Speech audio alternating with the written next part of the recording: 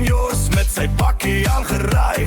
Stof staan op en die manne skree hey, hey. Geweer agter en die koelbox gepak. Die jagveld roep, dis tyd dat gewere klap. Bap, bap, bap, bap, bap, bap, bap. Hy blink aan mooi net so voor hy ry.